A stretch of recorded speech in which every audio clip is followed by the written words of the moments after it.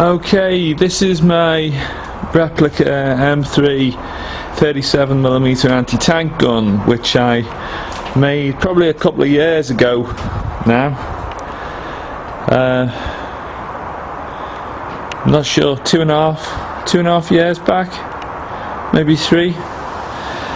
It spent the first few years of its life sitting out in the rain, but it's not looking too bad for all of that. I've stuck a 7.62 ammo box on the back here. Now that is basically the toolbox that will go on the real gun, and I've recently taken the programmer off the side, because as you know, or as some of you will know, this is a propane gas firing replica gun, right? So if I pop this off, I've still got some mods to do. It's just a little bit of padding. What's that, Stel? You coming to see the gun? Do you want to help me fire it? Yeah, so basically what I've done is I've taken the old bed scarer programmer board, which was in the side, off, and I've stamped this. I put this bit of plating on to cover the hole, and I've put on US M3 anti-tank, cal 37mm, date 17/10/1943 on there. As you can see, right now, because I've taken the controller, the controller board off, and I've taken all the electric ignition circuits out, I've now fitted this good old piezo sparker, which generates a spark by bashing piezo crystal inside there, and it runs down to the spark plug in there. Now, to squirt the gas in to the barrel, I still need my little 12-volt alarm style battery here, and this solenoid which operates the solenoid there. Okay, so I just hook that up before I use it. So I'll leave that terminal off. Yeah, so that's my little mod that I've done inside there. Now, to tidy up and to make the gun look a little bit better, as I say, I've put the toolbox on, which is a 7.62 ammo box. Done that to neaten it up to make it look a bit more realistic. In time, I may do another mod to this, and I may curve the back end of the breech round here so that it's not a rectangular box as it is now, because I can sweep this down a little bit and it won't cause a problem with the battery. I could put a small battery in there anyway. Now, basically it was said to me that I really need an ammo crate to sit with this, so I've made this crate up. This has just been done with some stencils that I had and indelible marker pen. Now, just move those.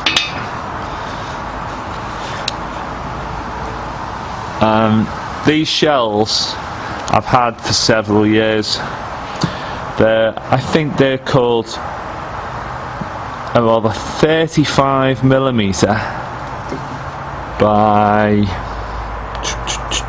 where are we? 35 times 228. Now I think they're actually what you would call old. I'm going to get this word wrong, pronounce it wrong. Olicron cannon shells. So they're modern. Now the real ones would be 37mm, and these are 35mm. Now we're not going to really split hairs about 2mm, are we? It's not as if I'm firing them. Now these are a steel case, and I've sprayed them with gold paint, and they look pretty much like brass. The slugs are just bits of wood dowel which I've turned on the lathe and painted them with some aluminum paint, or that was an Americanism, aluminium paint, if I want to give it the British phraseology or whatever. So I'll knock them up. Now, getting the hinges for these things, for these crates, and the fittings is a little bit awkward. Now I will go and show you the correct sort of hinges, etc. for one of these. Not that it's actually for the M3 37 millimeter, but this is on a proper ammunition crate. What period this is, it will be more modern, but this is the sort of style. This is what the hinges more or less should look like, and this is the sort of style of fastener. You see it has this little it's like a hasp sort of closure system. See, that spins round and pops through there, and then you lift your hasp over, swings over like that, and then you lift that. I've got all sorts of things, motors and bits and bobs from when I used to do Robot Wars in this one. See, this one's from some sort of detonators. Had detonators in this crate. So you have this metal plate here, 2 screws in it, and that spins round, and you just do that, turn that and lock it. And then the idea was probably that you put a little bit of wire through these 2 points here and twist it so that it didn't come apart. See, so there's a little point there with a hole and a little one there. Yeah, so you fasten it solid. So that's the idea, how one of these things should look. Got a bit of weight in this. Now, somewhere I've got a picture of a proper crate, 37mm crate from World War II.